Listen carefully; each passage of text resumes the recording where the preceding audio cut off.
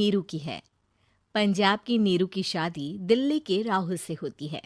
दिल्ली कितना बड़ा शहर है ना, लेकिन आप लोगों का घर तो बहुत छोटा है। हमारे पंजाब में तो ये बड़े बड़े घर होते हैं कि मजा ही आ जाता है। कोई बात नहीं नीरू, मैं भी तुम्हारे लिए बहुत बड़ा मकान बनाऊंगा बहुत जल्दी। नीरू के पिता जहां पंजाब के जाने माने व्यापारी थे, वहीं उसका पति राहुल दिल्ली में एक सिंपल नौकरी करता था। माँ, यहाँ तो घी मक्खन इतना महंगा है कि क्या बताऊं। मैं तो तरस ही जाती हूँ घी खाने के लिए। नीरू की माँ को ये सुनकर बहुत दुख होता है। मेरी बेटी को घी नसीब नहीं हो रहा है और ये बहू यहाँ बैठकर घी में शक्कर डाल रही है। देख वनिता, मैं साफ कह रही हूँ, इस घर में जितना घी आएगा उतना ही मेरी बेटी के घर दिल्ली भी जाएगा। अरे ये क्या बात होती है माँ जी? बेटी का उतना ही करो जो अच्छा लगे। अब क्या मायके से घी और मक्खन तक की सप्लाई करोगी आप? हाँ, मेरी बेटी किसी चीज को तरसे मुझसे बर्दाश्त नहीं होता। अब क्या था, नीरू के मायके में 2 किलो घी आता तो 2 किलो दिल्ली जाता नीरू के पास। एक दिन, माँ बड़ी गर्मी पड़ती है दिल्ली में। इस घर में तो एक ही एसी है और वो भी ड्राइंग रूम में। सारा परिवार एक ही कमरे में सोता है। हाँ बेटा, वो तो हर घर की कहानी है। यहाँ भी एक ही एसी है। अरे बिल इतना आता है कि क्या बोलूं। तभी वहां राकेश आ जाता है। माँ, थोड़ी देर में यहाँ कुछ प्लम्बर आएंगे मेरे कमरे में एसी लगाने।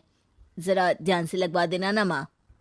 ओए, ऐसे कैसे तेरे कमरे में एसी लगेगा? हाँ राकेश, एक बार बात तो कर लेता। अरे पापा, वो वनिता को गर्मी में नींद नहीं आती। ड्राइंग रूम में सबके साथ सोने में वो अनकंफर्टेबल है, इसलिए। अरे पूरे परिवार के साथ वहां तेरी बहन नीरू भी तो सोती है। वो नहीं हो रही क्या अनकंफर्टेबल? समझ रहा है ना? अगर एसी लगेगा तो एक दिल्ली में तेरी बहन के कमरे में भी लगेगा, तभी तू लगा सकेगा। राकेश वनिता को सारी बात बताता है। वनिता करती भी क्या, मन मार कर बैठ जाती है। माँ, ये लोग ठीक नहीं है, क्या करूं मैं? अरे बेटी, यहाँ आ जा, तू यहाँ आकर रह ले। अरे छोड़ दे ऐसे पति को। कैसे छोड़ दूं माँ? समाज क्या कहेगा, लोग क्या कहेंगे? वैसे भी मेरा एक बेटा है मयंक। अरे हटा बेटा, तेरी उम्र ही क्या है, इतनी परेशान रहेगी तो काम कैसे चलेगा। खैर, बात आई गई हो जाती है। माँ को लगता है कि नीरू ठीक है, तो वहीं नीरू के मन में एक ही लाइन चल रही होती है, यहाँ आजा। माँ ने तो बोल ही दिया है कि यहाँ आजा। बस मयंक थोड़ा सा बड़ा हो जाए, इन गरीबों को छोड़कर मैं वापस माँ के पास ही चली जाऊंगी। वो इसी सोच में बाजार में चल रही थी कि मैम, आपका दुपट्टा जमीन को छू रहा है। नीरू जैसे ही उस लड़की की तरफ देखती है, देखती ही रह जाती है। हाय रे, कितना सुंदर लड़का है ये। अब क्या हुआ? मैंने कहा आपका दुपट्टा। तो खुद ही उठाकर दे दो ना। लड़का समझ जाता है कि नीरू उस पर फिदा हो चुकी है। वो उससे उसका नंबर लेकर चला जाता है। अब क्या था, नीरू और रोहित में लगातार बातें होने लगती है। मैं हरियाणा का रहने वाला हूँ, यहाँ एक बड़ी कंपनी का मैनेजर हूँ। अच्छा, और कितने बच्चे हैं तुम्हारे? बच्चे? अरे मेरी तो शादी भी नहीं हुई है। तुम बताओ, शादी करोगी? नीरू शर्मा जाती है। अब लेकिन मैं तो पहले से ही शादीशुदा हूँ। मुझे फर्क नहीं पड़ता, बस तुम शादी कर लो, भाग चलते हैं। बहुत पैसे वाला हूँ मैं, हमेशा खुश रखूंगा तुम्हें। नीरू रोहित से मिलकर सारा प्लान बना लेती है और फिर एक दिन घर से भाग जाती है। दोनों शादी कर लेते हैं। शादी के बाद, क्या बात है नीरू, तुम्हें परेशान सा देखता हूँ, सब ठीक तो है ना? हाँ हाँ, सब ठीक है।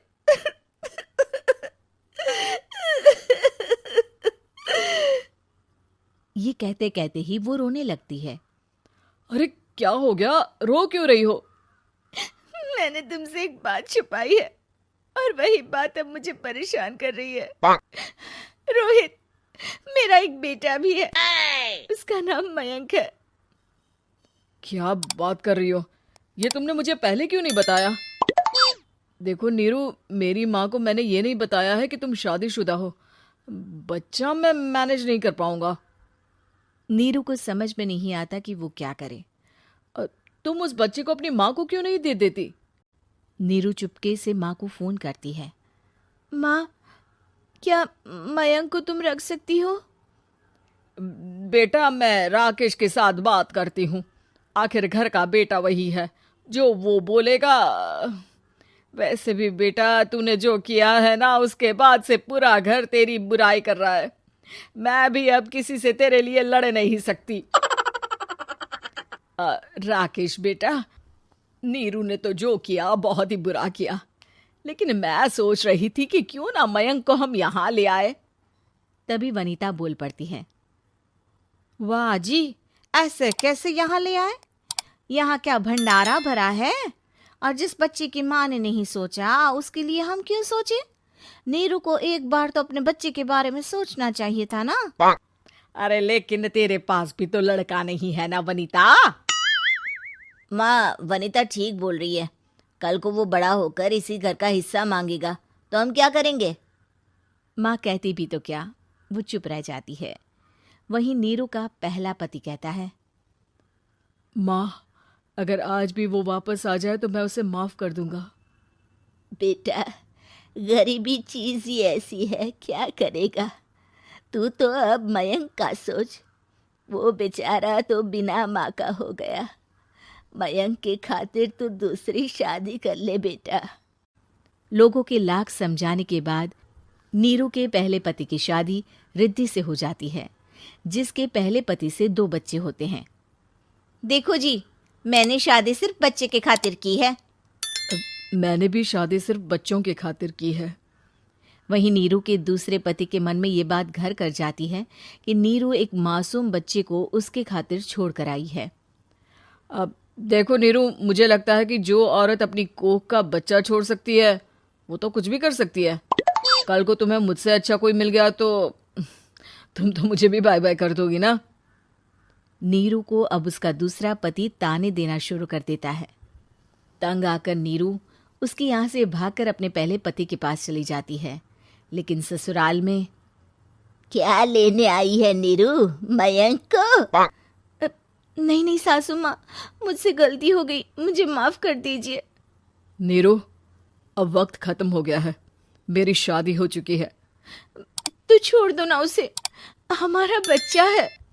मैं आपको अपनी माँ नहीं मानता, मेरी नहीं मान तो बात अच्छी है।